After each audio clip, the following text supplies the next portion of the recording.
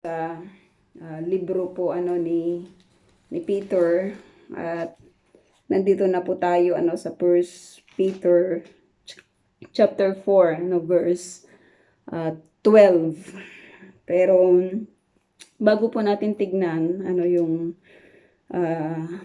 mga verses po na ito, First Peter chapter 4 verse 12, kasi ang papag-aralan po natin dito ay patungkol po sa suffering, or doon po sa sinasabing pagtitiis, yung mga kailangan nating pagtiisan, no? Yung kailangan nating mga pagtiisan, di ba, sa buhay na ito, kung ano yung ating mga sufferings, no? Marami pong mga sufferings yung tao, pero ang binabanggit po dito ay yung patungkol po sa suffering ng isang Kristiyano.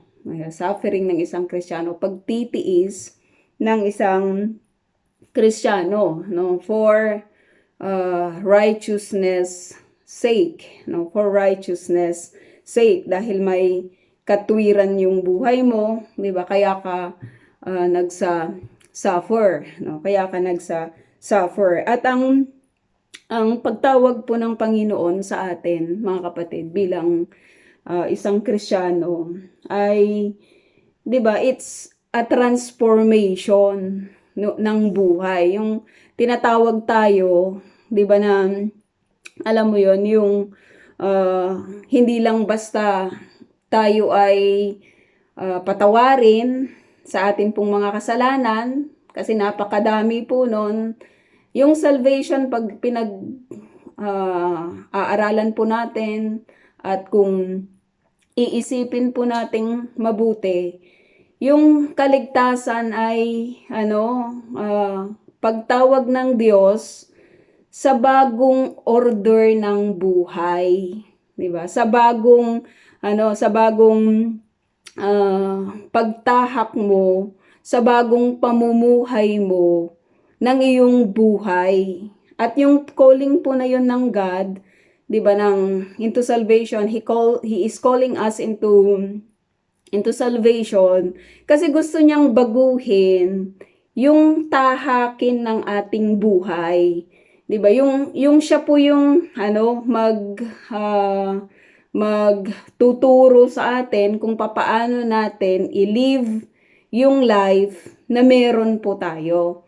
Yun po yung salvation, no? It is not just forgiveness of your sin, kasi yan po yung karamihan na alam po ng karamihan, na kapag tinatawag tayo into salvation ay gusto tayong patawarin ng Diyos, 'di ba? Oo, nandun po 'yun, pero ang pinaka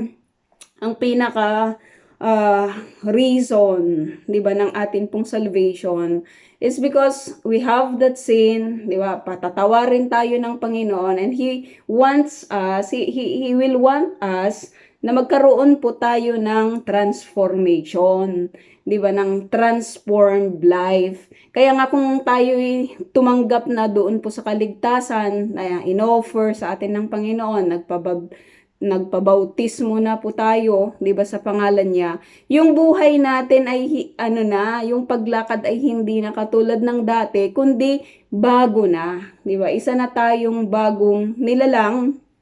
Wala na yung dati, sabi ng scripture, lahat ay bago na, 'di ba? Bago na, binabago po tayo as we continue to walk in obedience doon po sa mga ipinag-uutos na sa atin, 'di ba, ng Diyos, no? At nabanggit ko po sa mga nakaraan na pagtuturo po natin na ang ating Diyos ay siya po yung pinaka kind na Diyos, pinaka merciful na Diyos, pinaka loving na Diyos.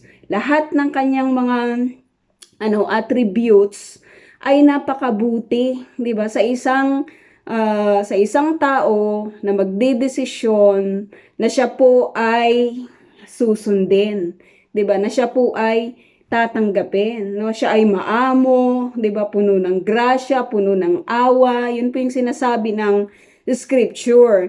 Pero doon po sa mga tao na magdedesisyon na mag-disobey sa Panginoon, I told you the last time na siya po yung greatest enemy, 'di ba, ng mga tao na ayaw sumunod sa Diyos. Bakit? Kasi nga, sino ang pwedeng lumaban sa Diyos?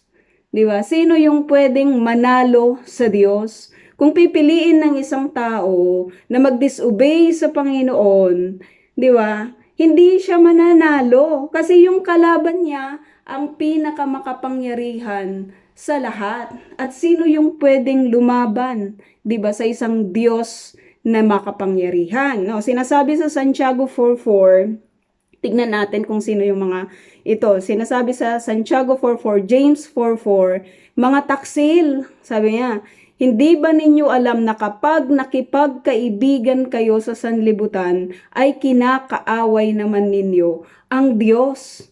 Di ba? Kung kakaawayin mo yung Diyos, sinong pwedeng manalo?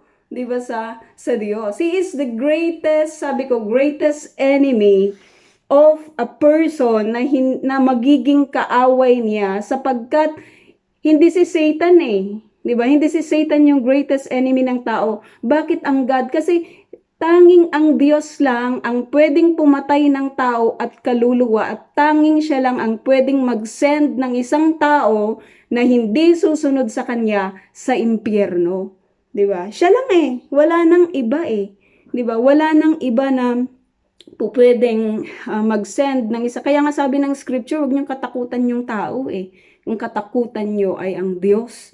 Dahil tanging siya lang ang pwedeng kumuha ng buhay at mag-send sa isang tao, 'di ba, sa impyerno. Sabi niya dito, ang sino mang nagnanais na maging kaibigan ng sanlibutan ay nagiging kaaway ng Diyos.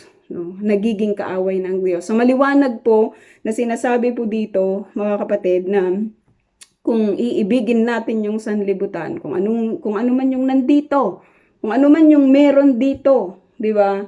Na pinaghaharian ng kasamaan, kung iibigin natin ang sanlibutan at hindi natin iibigin ang Diyos, magiging kaaway tayo ng Diyos. Magiging enemy tayo ng Diyos. At sino yung greatest enemy? Kumbaga siya yung pinakamakapangyarihan. Sino yung mananalo, 'di ba, sa kanya, ano? At sinasabi din po sa maraming mga scriptural verses patungkol po kung susundin naman natin yung God. Sabi niya dito sa 1 Samuel 25:29, kung may magtatangka man sa inyong buhay, iingatan kayo ni Yahweh. Sabi niya na inyong Diyos, ang mga kaaway naman ninyo ay ihahagis na parang bato ng tirador. Grabe naman siyang mag-protect, 'di ba? Doon po sa mga tao na ang God na ito ay grabe naman siyang mag-protect doon po sa mga tao na nagnanais, 'di ba, na sumunod po sa kanya. At kung titignan natin yung pagtitiis, mga kapatid, yung mga suffering, we will go back again eh. Bakit ba mayroong mga klase ng pagtitiis? Bakit ba may mga suffering, 'di ba, na sinasabi? Sino ba yung promotor nito? Sino ba yung bakit ba nagkaroon ng bakit ba create pa ng God itong si Lucifer, 'di ba, doon sa kalangitan, kung alam naman niya, kung he is an all-knowing God, maraming mga pwedeng pag-aralan theologically pagdating sa bagay na ito, 'di ba? Bakit inilagay niya sina Adan at Eve? Laging balik sa Diyos eh, 'di ba? Pagdating sa suffering, yung hindi ka lang basta nag-suffer, iisipin mo talaga, bakit ba may suffering?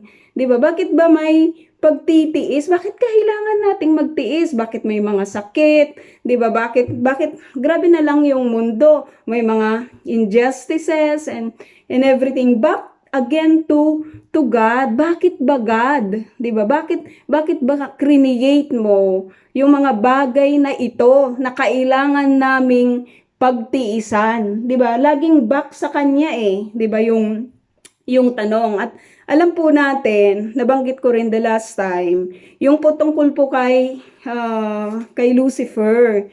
'Di ba? Kung sinasabi nating perfect yung heaven, tapos nagkaroon ng rebellion doon, and 1/3 of the angels ay sumama po dito po kay Lucifer, 'di ba? Si Lucifer, yung sinasabing ang pangalan po niya ay siya po yung morning star, no? Siya yung morning star. At inihalin tulad po siya, sinulat po yung kanya pong yung kanya pong kwento, makita natin sa Isaiah 14 at saka sa Ezekiel 28, no, sinasabi po dito, o maningning na bituin sa umaga, ito po ay inihalin tulad doon po sa isang bansa na kung saan ay nagrebel, sumuway, 'di ba, sa Panginoon. Sabi niya, o maningning na bituin sa umaga, anak ng bukang liwayway, bumagsak ka rin sa lupa at nahulog mula sa langit. Kaya ingat-ingat tayo pag sinabing hulog ka ng langit, kasi walang ibang nahulog maliban kay Lucifer. 'Di ba? Maliban kay Lucifer, siya lang po yung bumagsak, 'di ba, sa lupa. Siya lang yung nahulog, 'di ba, mula sa lupa. At binabanggit din po 'yan sa Revelation 12, 3, 4.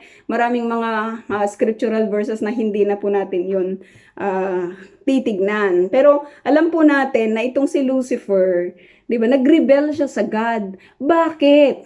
'Di ba? Bakit siya nagrebel sa God, no? Kung ano man po yung mga reason sa kalangitan kung bakit po nangyari yung mga ganong mga bagay, bakit inalaw ito ng Diyos, 'di ba, na mangyari, hindi ko po alam, mga kapatid. Sa totoo lang, hindi ko po alam. Pero yung resulta ng kanya pong rebellion, 'di ba? Yung resulta ng kanya pong rebellion, yun po yung ibinigay sa atin ng scriptures. Maging yung resulta ng rebellion nila Adan at Eve ay nakikita po natin sa pamamagitan po ng atin pong pag-aaral. Itong si Lucifer, nung siya po ay nahulog mula sa langit, na-change po yung kanyang pangalan into Satan, na ang ibig sabihin ay adversary o kaaway siya ng Diyos. Naging kaaway po siya ng Diyos, no? Naging kaaway po siya ng Diyos. Sinasabi niya kasi dito, ano yung nagdulot sa kanya upang siya po ay bumagsak or nahulog sa langit. Sabi niya, hindi ba't sinasabi mo sa iyong sarili, aakyat ako sa langit at sa ibabaw ng mga bituin ng Diyos, ilalagay ko ang aking trono. Sabi niya, gusto niyang pantayan yung Diyos, no? Uupo ako sa ibabaw ng bundok na tagpuan ng mga Diyos sa malayong hilaga, aakyat ako sa ibabaw ng mga ulap, papantayan ko ang kataas-taasan, 'di ba? Papantayan ko ang kataas-taasan. Yun po yung naging naging dahilan ng kanyang pagbagsak, 'di ba? Sapagkat gusto niyang pantayan ang Diyos. At kung titignan natin yung fall ni Eve at ni Adan, ganun din po yung proseso, 'di ba? Nagrebel din sila sa God kasi gusto nilang maging kapantay ng Diyos, 'di ba? Kaya nga tinempt sila ng diablo, 'di ba? Sabing ganun, kung kakainin ninyo ito, magiging kapantay kayo ng Diyos, na malalaman ninyo kung ano yung mabuti at kung ano yung masama. Di ba? Yun yung sinasabi. So anything, makikita natin, mapapag-aralan natin dito, na lahat ng mga tao, maging sa kapanahunan natin ngayon, kung ipuput natin yung ating sarili na kapantay ng Diyos, ito po yung magiging downfall, 'di ba, ng isang tao. At ito po ay lesson, lahat ng mga nangyari sa nakaraan, lahat ng mga naisulat ay para po sa atin pong kapakinabangan. Revelation 12:3-4, sabi dito, isa pang palatandaan ang lumitaw sa langit, isang napakalaking pulang dragon, which is Satan. Ito'y may 7 ulo at 10 sungay at may korona. Ang bawat ulo kinaladkad niya sa kanyang buntot ang ikatlong bahagi ng mga between, no? So yung 1/3 sa napakarami, 'di ba, ng mga angel, 2/3 yung naiwan, 1/3 yung kasama niya, 'di ba, na nahulog mula sa kalangitan. Hindi natin alam, 'di ba, kung bakit nagkaroon ng ganong bagay, pero ganun po yung ipinabatid sa atin na nangyari, 'di ba, ng scriptures. At dahil dito, mga kapatid, malaman natin that evil exists.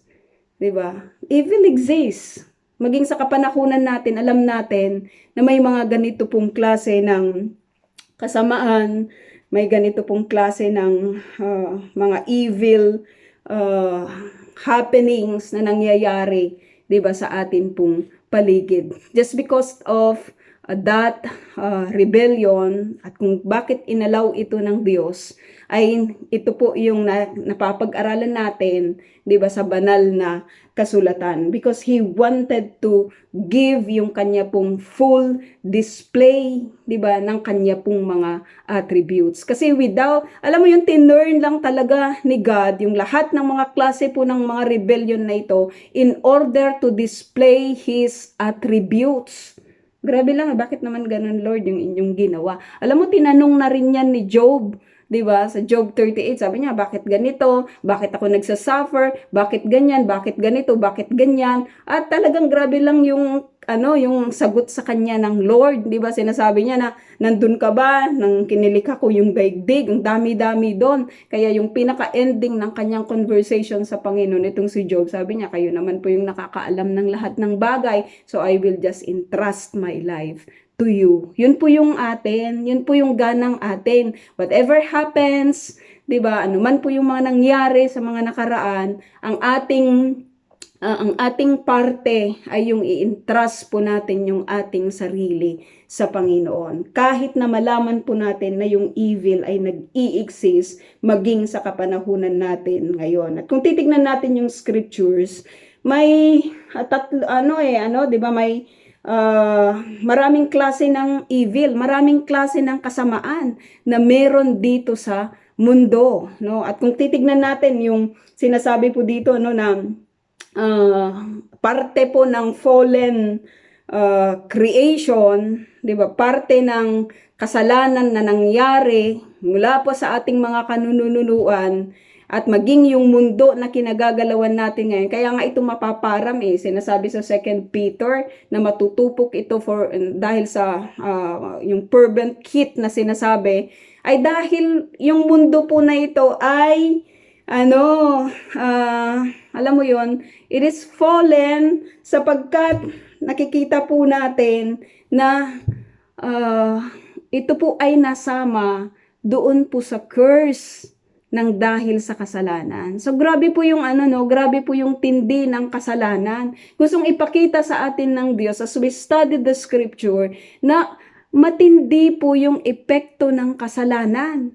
Dahil supposed to be we are living in an environment na hindi po mako-corrupt.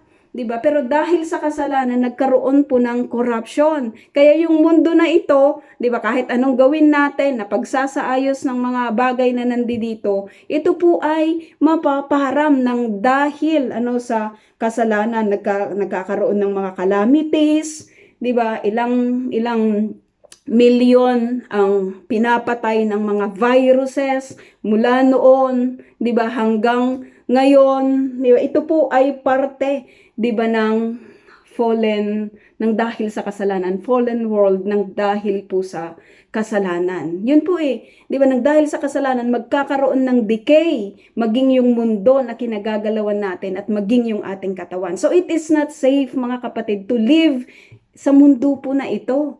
'Di ba? Hindi talaga safe. Wala, kahit Kristiyano po tayo, hindi po tayo safe.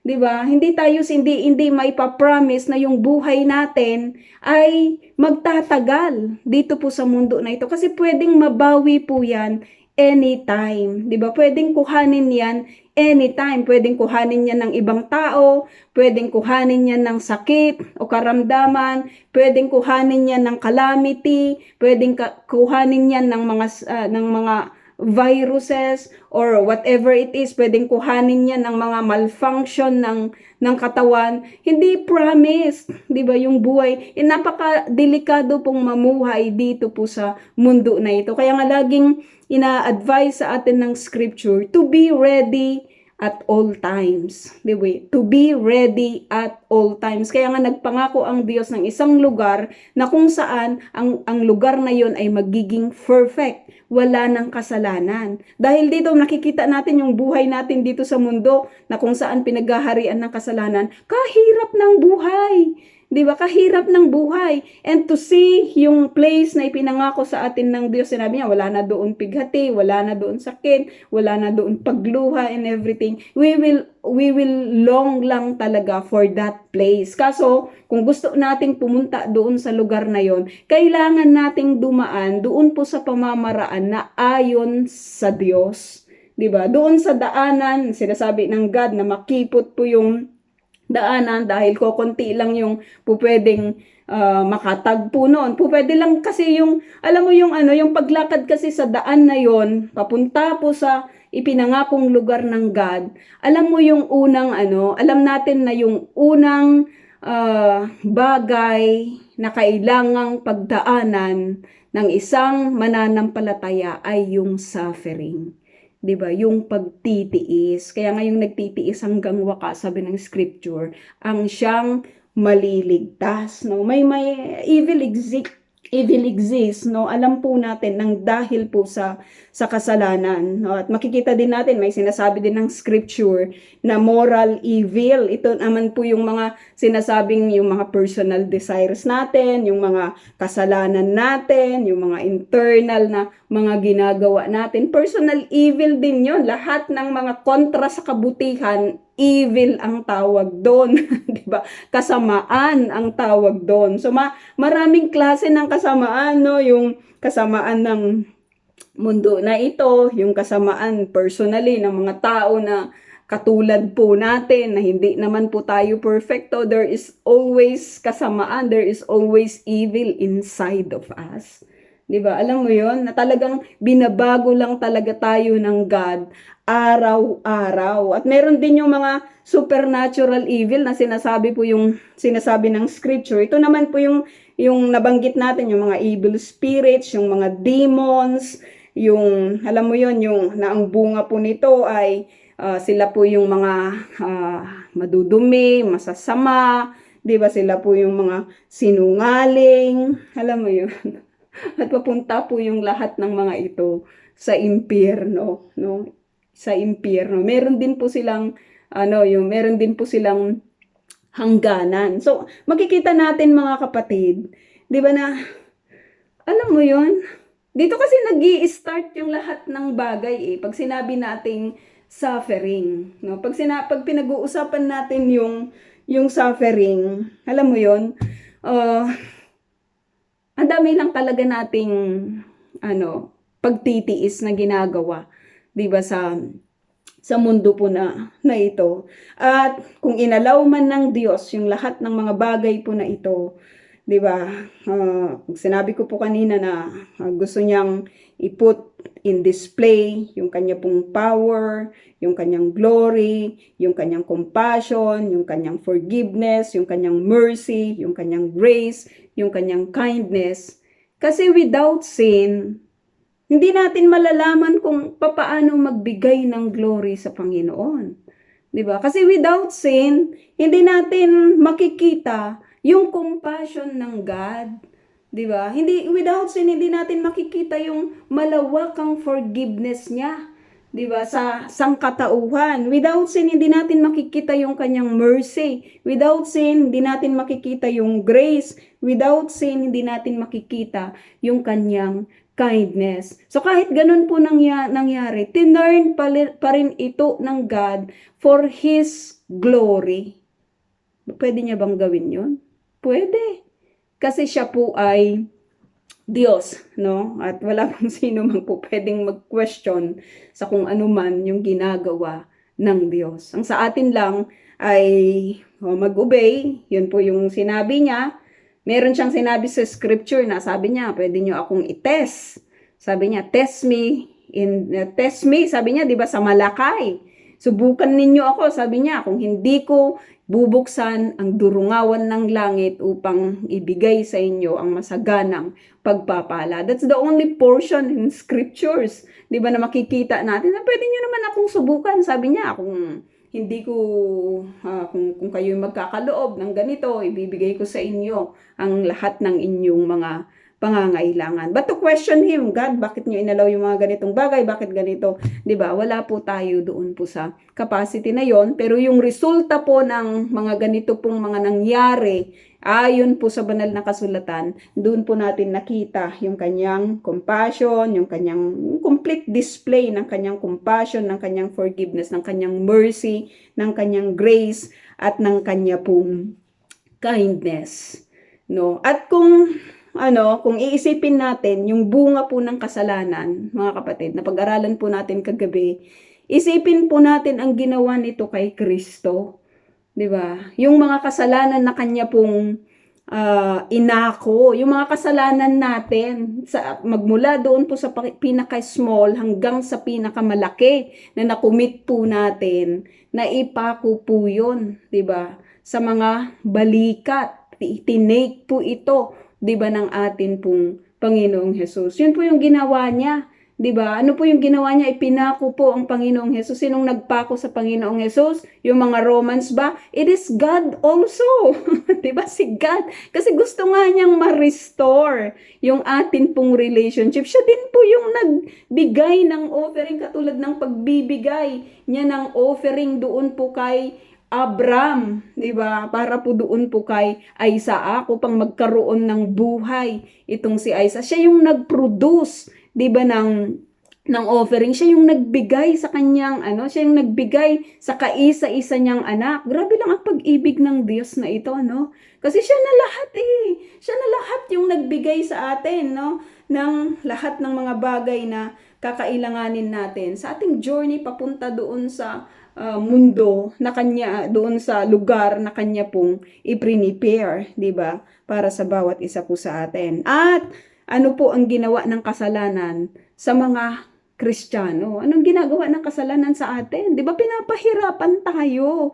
'Di ba, nagkakaroon tayo ng, alam mo 'yon, yung guilt, 'di ba, sa ating mga hindi tayo makapag-serve ng maayos ng dahil sa mga kasalanan natin na ginawa sa nakaraan, ginagawa sa kasalukuyan, 'di ba? Kung may plano pa tayong gawin sa hinaharap, 'di ba? Hindi ka makakapaglingkod sa Diyos kasi lagi na lang, 'di ba? Ito yung magiging balakid, 'di ba? Upang hindi po tayo makapaglingkod sa Diyos. Anong ginawa ng kasalanan sa God?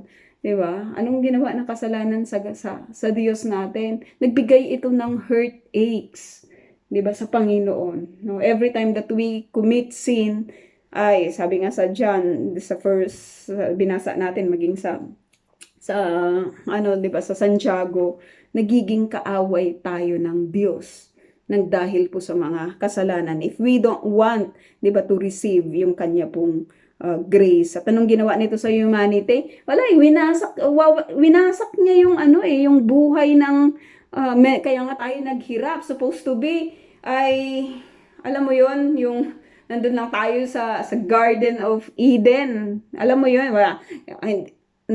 syempre magtatrabaho ka din kasi you need to pick your food doon sa mga nandun na ibinigay ng Panginoon, lahat ng mga, pero ang ginagawa, kahirap kayo ng buhay natin dito sa mundo, dito sa fallen world, 'di ba? Nandito minsan nag-aaway-away tayo, hindi tayo nagkakaintindihan, 'di ba? Nang dahil po sa bunga ng atin pong mga kasalanan, at napakarami pong mga paghihirap, 'di ba, yung mga maraming mga sufferings ang nangyari. Ewan ko po sa inyo, mga kapatid, for the sake of righteousness, kung ano na po yung inyo pong mga napagdaanan, di ba, na mga pagtitiis o mga sufferings. At hindi tayo, alam mo yun, yung hindi tayo nabibigla sa mga bagay po na ito. Kasi ang dami ring mga scriptural verses na nagsasabi sa lahat ng mga maglilingkod po sa Diyos kung anong klase ng suffering ang kanila pong pagdadaanan. Anong klase ng suffering yung kanila pong pagdadaanan. No? For righteousness. For righteousness, hindi sa mali lang yung decision mo. Kundi dahil Kristiyano ka, kaya ka nag-suffer. Diba? Kaya pansinin nyo yung mga suffering po natin. Kasi pag Kristiyano ka na tumanggap sa Panginoon, you will live a life talaga na may katwiran. Kung ano yung right, yun po yung iyong pinapanigan. Kasi kung hindi ka magsasalita as a Christian, hindi ka magsasuffer. Kasi tanggap ka, 'di ba, ng mundo. At marami pong ganyan sa kapanahunan po natin ngayon. Sabi ng scripture sa Matthew 5:10, magsasuffer tayo for righteousness. Kasi stand ka eh. Kunyari, may mga gay parade dyan. 'Di ba? May mga gay parade. Pupunta ka doon at magdi-declare na hindi tama yung inyong ginagawa. Ano kayang gagawin sa'yo? 'Di ba? You will suffer the consequences kasi nag-stand ka for the truth. Yung mga ganong mga klase po ng mga suffering. Kaya nga kung nabubuhay po ang Panginoong Yesus sa kapanahunan po na ito, di ba, kunyari sa generation po natin, mangyari na ipanganak yung ating pong Panginoong Yesus, they will do the same. Kasi nga si God, talagang He live alive, si Jesus, He live alive, na nakakakitaan po natin ng righteous life. Lahat ng mga sinasabi ng kasulatan na kasalanan, hindi niya yun gagawin. Kundi lahat naman ng sinasabi ng kasulatan na righteous life, yun po yung kanyang gagawin. At siya po yung ating, 'di ba? Siya yung ating model. Ganun din po sina Pablo, ganun yung mga early Christians, na kung ano po yung sinabi po sa kanila ng Lord, yun po yung kanilang sinusunod. At sabi din po sa Matthew 5:11, 12, yung mga klase ng suffering natin ng mga mananampalataya, yung mga violence.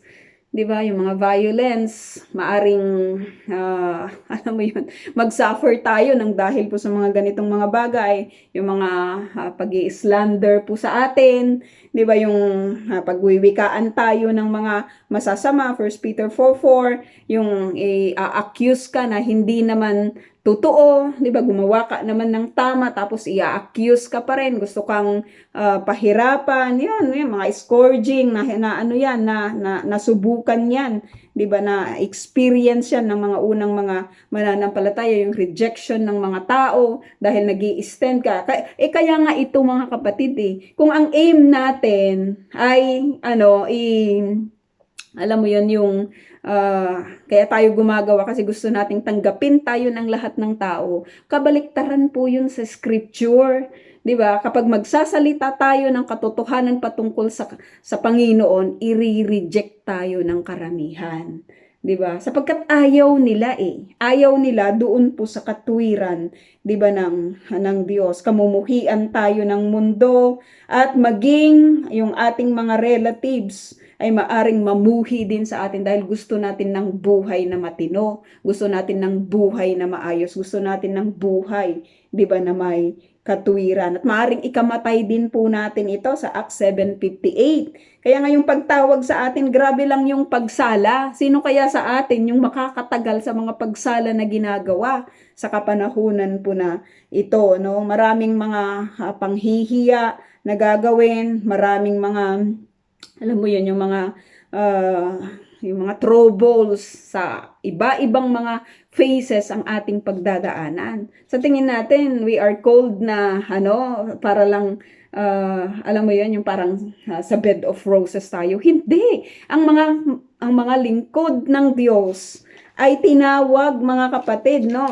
Ilan sa kanila yung na-imprison, maaring ito rin yung ating kahihinatnan sa mga hinaharap na panahon. Ilan sa kanila yung talagang pinagbabato, ilan sa kanila yung binugbog, ilan sa kanila yung pinahirapan, di ba? Ilan sa kanila yung dinispise ng mga tao, tinanggalan ng karapatan, tinanggalan ng karangalan, di ba? Ilan sa kanila yung kung ano-ano po yung ginawa nila sa mga lingkod ng Diyos sa nakaraan. At ito rin po yung gagawin sa atin. Bakit? Kasi nga pinaghaharian ng kasamaan ang mundo po na ito. Hindi tayo para dito. No? Marami tayong klaseng pagtitiis na haharapin dito po sa mundo na ito. At yun po yung sinasabi dito po ni Peter sa kanya pong libro sa 1 Peter chapter 4 verse 12. Sabi niya, mga minamahal, huwag na kayong magtaka, sabi niya, sa mabibigat na pagsubok na inyong dinaranas na para bang ito'y di pangkaraniwan. Expect natin na may mga pagsubok. 'Di ba? Expect natin na may mga suffering. Expect natin na may mga pagtitiis kasi darating talaga 'yan. 'Di ba? Upang bakit ano yung purpose? Upang subukin tayo. Upang subukin tayo kung totoo ba tayong tapat na naglilingkod, 'di ba, sa Panginoon. Kasi kung walang pagsubok, paano mo naman makikitang tunay?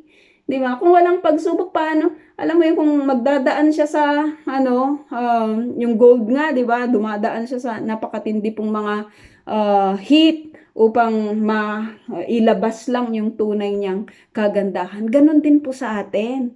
'Di ba? Ganon din sinasabi ni Peter dito. Ganon, wag na kayong magtaka. Kasi sabi din ni Jesus, in this world you will suffer tribulations, persecutions, lahat ng mga klase ng kasi nga, 'di ba? Yung mundo na ito, sinabi ko po kanina, pinaghaharian ng kasamaan. Hindi tayo safe dito.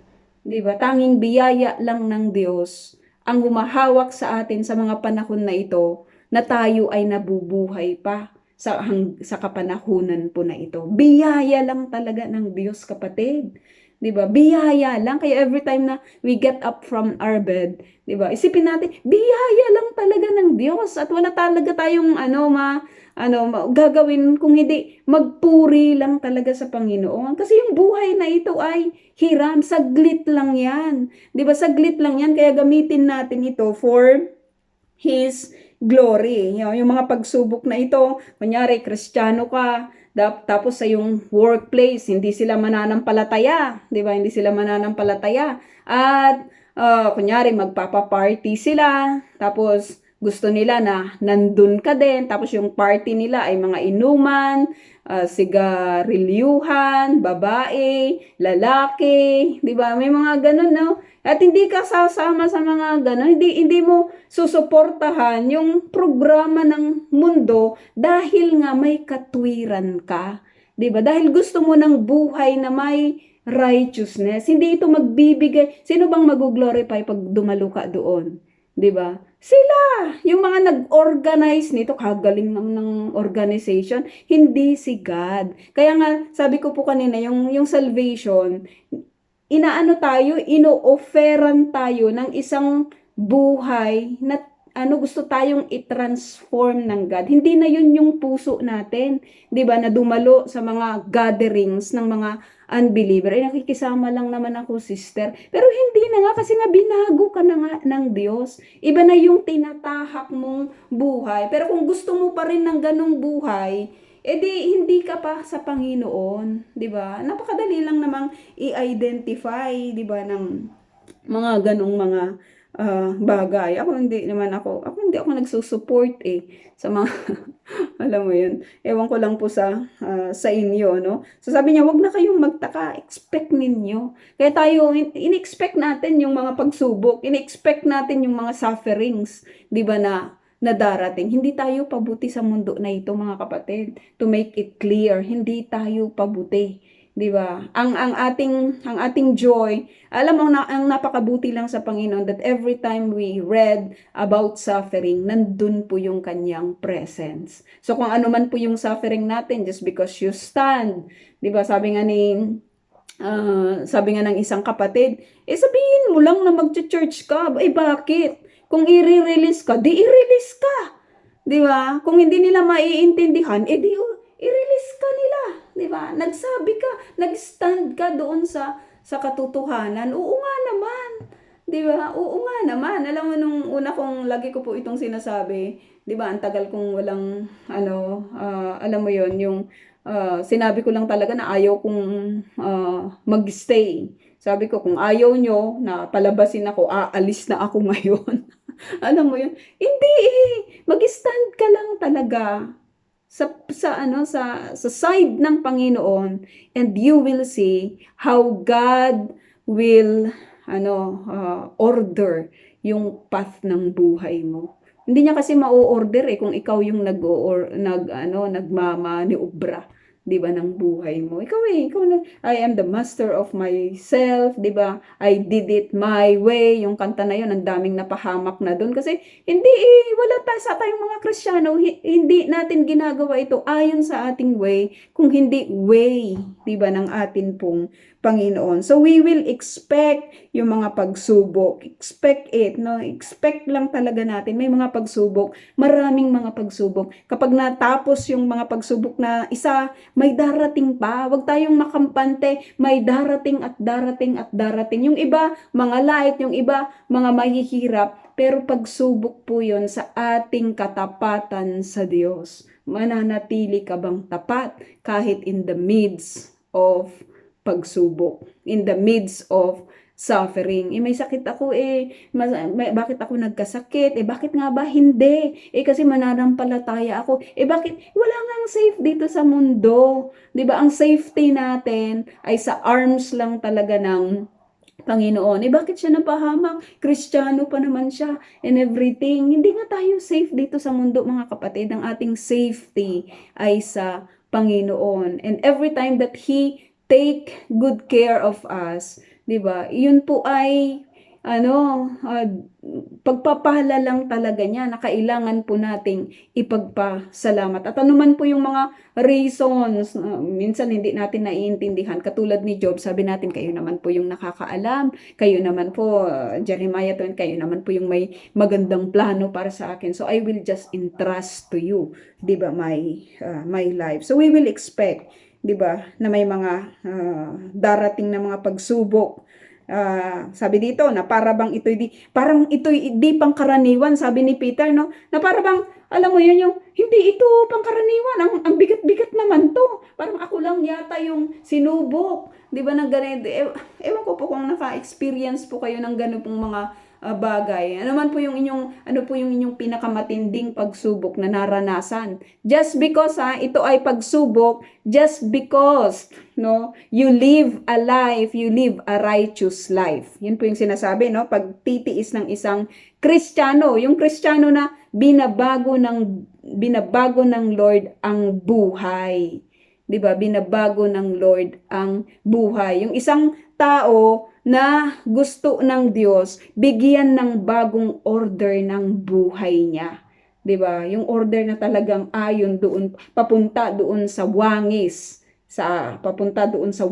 ng ating Panginoon. Kaya nga hindi tayo papunta doon kung hindi natin iti-take yung first step, 'di ba, ng obedience sa Panginoon. Pag nabasa po natin sa scripture, 'di ba, na ganito yung sinasabi ng God ang hirap-hirap naman, Lord, ibigin ko yung kaaway ko, kahirap naman kaya noon. 'Di ba? Pero sabi niya, love your enemies. Ang hirap pero if we take lang talaga the action to obey that word, sino yung mas higit na benefited? Tayo din. Kasi yung enemy natin, hindi na mag-iisip ng alam mo yun, yung yung kaaway natin na tao, hindi na mag-iisip yun ng laban sa atin. Magpaplano pala yun ng murder, tapos ikaw, inibig mo. Sabi niya, bigyan mo ng regalo, yung naiinis sa, may part sa scripture na ganun, no? Kaya mabuti pa rin yung plano ng God, di ba, para sa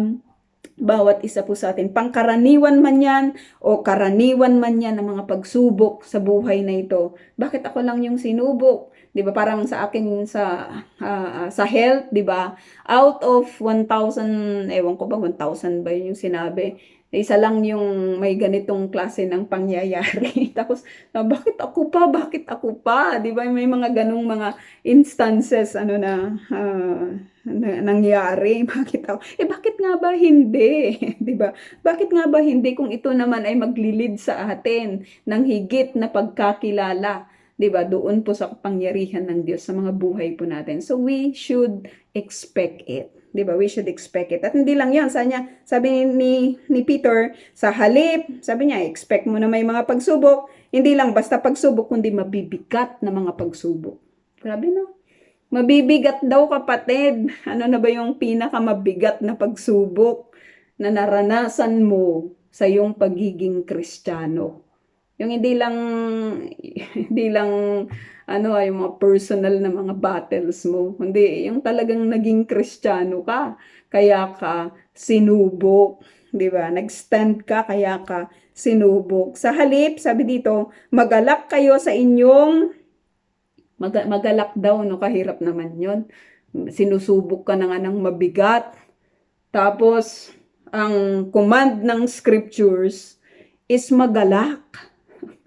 Magalak. Sabi niya, kahit si James, sinasabi din niya doon, di ba, na talagang kailangan mong magalak kapag ikaw ay nagdadaan ng mga bakit nababanggit nila yung mga bagay na ito? Sa kapanahunan ni Peter, mga kapatid, napakatindi po ng mga pagsubok na dinadaanan po nila. Sapagkat ang emperor sa kapanahunan na yun ay si Nero. At alam po natin, as according to history, pinasunog po yung Roma nung 60 AD ba? Pinasunog yung sinunog ni Nero yung Roma, at kasi gusto niyang mag-build ng panibagong city. Yun po yung kanyang gusto, no, na siya po yung makilala, siya yung nag-build ng city na yun, kaya siya yung gumawa ng paraan upang masunog yung syudad ng Roma. Pinanood niya ito, at kung may mga tao, sabi ng history, kung may mga tao na mag-aapula doon sa apoy, sinasaway ito ng mga sundalo, di ba, ni Nero. At ang pinagbintangan ay mga Kristiyano. Kaya doon talagang grabe yung panghuhuli nila sa mga Kristiyano, pagpatay nila sa mga Kristiyano. Kaya nga yung pinaka underground, di ba, ng Vatican City, ang dami doon mga namatay na mga Kristiyano. 'Di ba? Ang daming mga nakalibing doon na mga Kristiyano. Grabe po yung kanilang pinagdaanan sa kapanahunan po na 'yon. At sinasabi, 'di ba, pag naging Kristiyano ka noon, talagang you should take up your cross and follow me, sabi ni Jesus. Ano bang meaning ng cross? Yung nakahanda kang mamatay nang dahil sa yung pagsunod sa Diyos. Yun po yung meaning nun. Kasi yung cross na literal, ginagamit po yun upang yun po yung magiging kasangkapan ng kamatayan ng isang tao. Kaya take up your cross, sabi ni Jesus, no, nakahanda kang maipako doon nang dahil sa yung pagsunod, 'di ba, sa Panginoon. At sabi niya, dapat magalak kayo kung nagdadaan kayo. Saan? Sa mabibigat na pagsubok. Diba? Sa mabibigat, magalak. Bakit? Bakit kailangan natin? Bakit magalak? Ano yung pwede nating ikagalak? Ikahirap kaya nun, 'di ba? Napakahirap kaya nun. Sabi niya, sa inyong dahil nakikibahagi kayo sa paghihirap ni Kristo. Sabi ni Peter, no? Kung tayo pala ay alam mo yun, yung ginawa nila ito sa Panginoon, 'di ba? Sabi niya, kung ginawa nila sa inyong teacher, hindi na kayo magtataka na gagawin din nila ito sa inyo. Yung makibahagi ka sa paghihirap ni Kristo, 'di ba? Yung makibahagi ka doon sa suffering na nangyari kay Kristo, nang dahil sa yung pagsunod na ipakita mo na ikaw ay totoo, ikaw ay tapat, at ikaw ay nagsuffer, ikaw ay nasubok ng mabibigat na mga pagsubok. Sabi ni Peter, magalak kayo. Sapagkat hindi lang nila sa inyo ito ginawa, maging sa Panginoong Hesus, nangyari na rin yung ganito pong mga paghihirap. Sabi niya, nakikibahagi kayo sa paghihirap ni Kristo. Bakit? Upang maging lubos ang inyong kagalakan kapag nahayag na ang kanyang kaluwalhatian. Yun po yung reason. 'Di ba? Kapag nahayag na yung kaluwalhatian, 'di ba, ng Diyos, ay magkakaroon tayo yung sabi dito, 'di ba, ng lubos na kagalakan. Kasi nasala ka Alam mo yun, yung paghihirap mo bilang Kristiyano, ito mga kapatid bilang Kristiyano, dahil nagstand ka doon sa side ng Panginoon, dahil sumunod ka, kaya ka nagkaroon ng matinding pagsubok. Ang reward reward ay ang reward ay ibibigay, 'di ba? Sa sino mang magtatagumpay. Dahil nakibahagi ka doon sa paghihirap ni Kristo, sabi niya, magiging lubos ang iyong kagalakan kapag nahayag na ang kanyang kaluwalhatian. Kapag nagkaroon na, yung sinasabing judgment day, sasabihin ka, nakibahagi ka, di ba? Nakibahagi ka sa paghihirap ko, sasabihin, Ama, nakibahagi ito sa aking paghihirap. 'Di ba? Ako yung kanyang sinundan. Sa akin siya pumanig. Kahit na sinaktan siya, kahit na binato siya, kahit na pinatay siya. Siya yung magiging defender natin pagdating ng panahon. Si Kristo.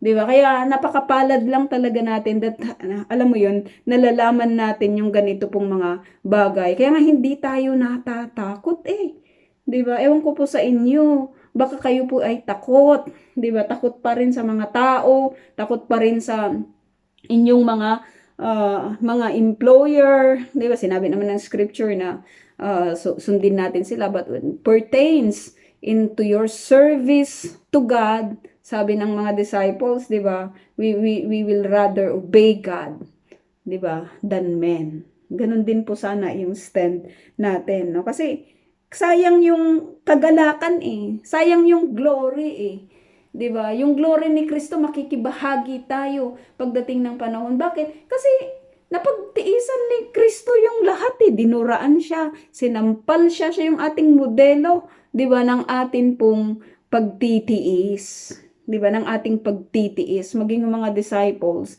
sila din po yung tinitignan. Siya din po yung tinitignan. Yung mga early Christians, si Kristo din po yung tinitignan. Kaya nga kung masyadong mahirap sa atin na alam mo yun, tignan ang Panginoong Jesus, tignan na lang natin yung buhay ng mga disciples na nag-alay din ng buhay sa Kanya, yung mga early Christians, para wala tayong maidahilan, 'di ba, na hindi po kakayanin yung ganito pong mga bagay na napagtagumpayan po nila. Higit na mahalaga yung pagsunod sa Panginoong Hesus kaysa sa buhay na meron sa kanila. 'Di ba? Kasi sa panahon ng yung persecution nila, i-denounce mo lang na ikaw ay mananampalataya, you will live. Pero mas pinili po nila na kahit patayin po sila, hindi nila dinenounce, 'di ba, yung kanilang pananampalataya. Maging si Peter, 'di ba, ay nakaranas po ng ganito pong pagsubok, 'di ba, sa kanyang buhay. Si Stephen, pinagbabato hanggang sa siya po ay mamatay, at nung alam mo yung sinabi pa niya na patawarin mo sila, Ama. Ganun din po yung ginawa ni Jesus, 'di ba? Patawarin mo sila, Ama, kasi hindi nila alam yung kanilang ginagawa, 'di ba? Ganun po yung hindi lang talaga tayo tinuruan ng Biblia na lumaban, 'di ba? Alam mo yun na kundi ipagkatiwala talaga sa Diyos ang lahat ng bagay. Sabi dito 14, pinagpala kayo kung kayo'y kinukutya. May blessing. May blessing, may blessing. Hindi lang sa, alam mo yun, magkakaroon tayo ng kagalakan, magkakaroon tayo ng joy. Pagdating po ng panahon, may joy tayo, pero partial lang sa kapanahunan na ito. Malulubos yung ating kagalakan pag, pag dating natin, pag alam mo yun, yung pag reveal na yung fully na kaluwalhatian ng Diyos. Saan? Doon po sa lugar na kung saan inihanda po niya sa bawat mananagumpay. Sabi niya, pinagpala kayo kung kayo'y kinukutya. Kinukutya saan? 'Di ba? Kinukutya sa pagiging lingkod ng Diyos. Dahil lingkod ka ng Diyos, ano ba yan? Lagi na lang ganyan, di ba? May mga ganon. Ano ba yan? Ano ba yung mga sinasabi? Hindi tayo doon sa mga taong ayaw sumunod sa Panginoon. Di ba? Ayaw sumunod sa Lord. Kasi hindi nila gusto yung gusto natin. Kaya nga iba na tayo Alam mo yon, yung complete transformation Yung order ng buhay natin ay ayon na doon sa pattern na gusto ng Diyos sa bawat isa po sa atin. Ang tanong doon, reality ba ito sa buhay natin? No, sabi dito, pinagpala kayo, may blessing kung kayo ay kinukutya. Kaya nga, the more pala na pangungutya, ay naku, praise the Lord. Kasi may pagpapala. May, may, alam mo yun, may kapalit. Yung lahat ng pangungutya na yon, pinagsasabihan ka ng kung ano-ano, yung mga word na, natatawa lang ako, no, yung mga, sa Ilocano, yung mga gunggong, mga gaga, mga ganun, no, mga baliw, kung ano-ano pa, no, mga kung ano-ano yung mga, minsan sinaluka-luka, yung ano yung mga sinasabi, no, sa atin, no, kung kinukutya kayo ng dahil saan? Dahil kay Kristo kapatid, evaluate natin, no, evaluate natin yung mga pagsubok, evaluate natin yung mga pangungutya, ito ba ay dahil kay Kristo? Kasi kung dahil kay Kristo, may pagpapala. Kaya nga, masarap pala yun, no, na hindi yung kinutya ka, lumaban ka na. Di wala nang pagpapala doon. No, so maganda lang na pag-aaralan natin yung ganitong mga bagay. Pinagpala kayo kung kayo'y kinukutya. Hindi ka naman kukutyain kung silent Christian ka. Di ba, yung okay lang sa'yo yung lahat ng bagay. Di ba, hindi ka kukutyain. Actually, magiging kaibigan ka pa nga nila. Di ba? Dahil you agree, hindi ka nga lang nagsalita, but you agree to what they are doing. No? Pero kung ikaw ay totoong lingkod ng Diyos, totoong Kristiyano, kukutsain ka at mapalad ka, sabi dito. Sapagkat, ano yon, sumasa inyo ang espiritu ng kaluwalhatian. Pag kinukutsa ka, di ba, alam mo yon, yung spirit ni God ay ang espiritu ng kaluwalhatian, sabi niya, ang espiritu ng Diyos ay sasa iyo. Yun yung magiging kalakasan mo to continue. Kahit masakit, ang sakit kayang kutyain mga kapatid, napakasakit. No, napakasakit lang. Pero alam mo, every time that you are in that situation, ang sabi po ng scripture, ang espiritu ng kaluwalhatian, ang espiritu ng Diyos ay sasa iyo. 'Di ba? Sasa iyo. What a comfort. 'Di ba? What a comfort yung ganito pong mga bagay na pag-aaralan natin. Huwag nawang mangyaring magdusa ang sino man sa inyo dahil siya'y mamamatay tao. Ito po yung sinasabi ko na we need to evaluate yung ating mga pagdurusa, we need to evaluate yung ating pong mga pagsubok, we need to evaluate kung ano po yung mga nangyayari sa atin. Kasi baka nagdudusa tayo because of our own choices. Or, di ba, chinus mong maging mamamatay tao pumatay ka 'di ba? So, kung magdusa ka man, di yun ay kabayaran ng iyong ginawa. O kaya ikaw ay nagnakaw at nahuli ka at pinarusahan ka, ikinulong ka, kaya ka nagdusa. 'Di ba? Wala itong connection sa iyong sa iyong pagiging Kristiyano o lingkod ng Diyos kasi own choices mo yun 'Di ba? It's your own choices. Kaya nga wag sana, sabi dito ni Pablo, na magdusa kayo, ang sino man sa inyo, dahil kayo ay mamamatay tao, magnanakaw, salarin, pakialamero. O pakialamero, lahat na lang pinakialaman. Marites, di ba? Lahat na lang pinakialaman mo, binugbog ka tuloy, nagdusa ka, kasi ganito. Hindi, no? Hindi, wag sana, sabi ni Paul. Ngunit kung kayo'y magdusa, sabi niya, may pagkakaiba, dahil sa pagiging Kristiyano, dahil Kristiyano ka, nangaral ka lang talaga sa iyong pamilya, nangaral ka lang talaga ng tungkol sa katotohanan, nagalit sila sa iyo, nag-stand ka doon sa side ng Panginoon, 'di ba? Nagalit sila sa inyo. Nag-stand ka lang talaga for being Christian. Sabi niya, huwag ninyo itong ikahiya. Sabi niya, sa halip, magpasalamat kayo sa Diyos sapagkat taglay ninyo ang pangalan ni Kristo. Grabe lang, no? I remember may isang dati nating kasama, 'di ba, na talagang nakikipaglaban. Ang daming mga nakaaway, ang daming mga nagmumura, 'di ba, sa kanyang likod-likod, 'di ba? It's because it's his choice. It's her choice. 'Di ba, na ganito po yung mangyari. Hindi ganoon yung pakikipaglaban na sinasabi po sa atin? Bakit ka kinutya? Kahit na sabihin mong nag-stand ka, pero mali yung iyong pamamaraan, 'di ba? Mali lang talaga. Maganda nga sana yung ganong nangyari sa nakaraan kasi nagbunga naman ito, 'di ba, ng kabutihan pero ano naman pakialam nila sa mga nangyari sa nakaraan ngayon, 'di ba? Yung mga dumating, ano ba, ganito, ganyan, ganyan. Wala na eh. Kaya nga yung battle na kina sasangkutan natin, kailangan din nating maging matalino. Kanino ba tayo nakikipaglaban? No? Kanino tayo nakikipaglaban? Kung tayo man po ay magdusa, sabi dito, dahil sa ating pagiging Kristiyano, huwag natin itong ikahiya. Magpasalamat tayo sa Diyos sapagkat taglay natin ang pangalan ni Kristo. Dumating na ang panahon ng paghuhukom at ito'y magsisimula sa sambahayan ng Diyos. At ito'y, ang ganda lang nito, no, magsisimula sa sambahayan ng Diyos. No? Nag-i-start sa loob ng church. 'Di ba? Yung dapat na paglilinis.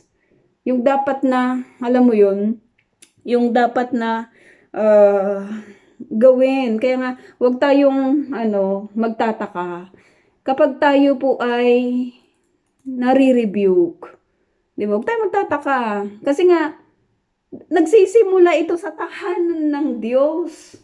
Paano tayo lalabas kung hindi tayo okay? Di ba? Paano tayo, alam mo yon, dapat makita na iba na yung mga nasa loob para paglabas nila makita yung kanilang kaibahan.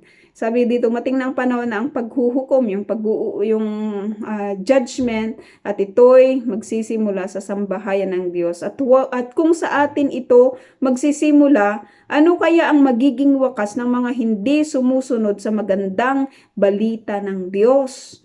Diba? Sa atin nagsisimula sa loob ng church.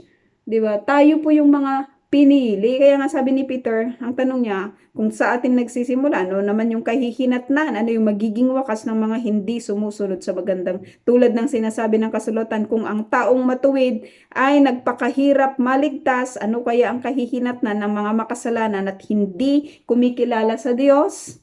May tanong siya doon, no? Kaya nga, sabi niya, sinagot din niya, kaya nga, ang mga nagdurusa ayon sa kalooban ng Diyos ay dapat magtiwala sa lumikha at magpatuloy sa paggawa ng mabuti. Ang Diyos ay laging tapat sa kanyang pangako. Whatever be yung pagdurusa natin, mga kapatid, we should entrust it to God.